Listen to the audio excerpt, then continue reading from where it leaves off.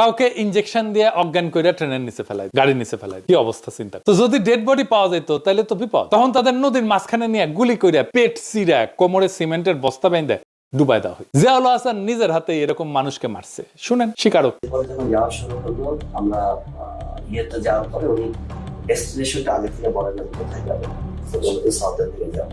তো যাওয়ার পরে তারপরে বললো যে স্লো ডাউন। দেখো স্লো ডাউন বললে তখনই বুঝি যে এখন প্রক্রিয়া শুরু হবে।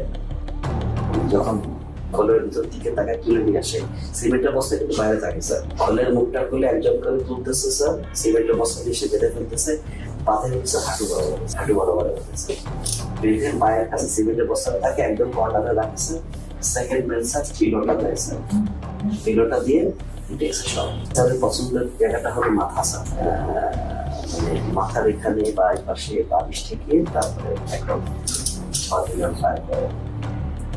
2 রাউন্ডটা ফায়ারের প্রয়োজনটা কখনো যদি কখনো তার মনে হয়েছে কারো হাত কেঁপে গেছে, তখন উনি বলতেন ঢাকার সুন্দরবনের দস্যুদের কাছ থেকে উদ্ধার করে একটা ট্রলার ব্যবহার করা হইতো এই কাজে।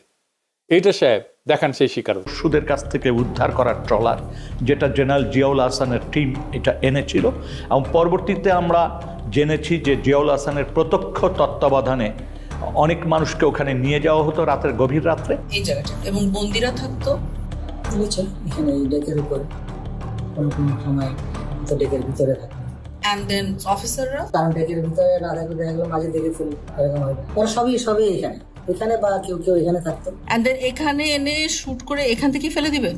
ওখান থেকে ওখানে কুইক অ্যাকশন। তার হচ্ছে গিয়ে এখানে যাওয়ার পরে এই যে মানুষটাকে শোয়ালেন, যাওয়ার পরে বাঁধার পরে তারপরে আপনার গুলি করে ফেলা দেওয়া হয়। এদিকে বাঁধার রশিটা রেডি থাকে, ওইদিকে সিমেন্টের বস্তার সাথে রশি বাঁধা রেডি, যেমন রশি বাঁধার থেকে সিমেন্টের বস্তা খুলে না যায়,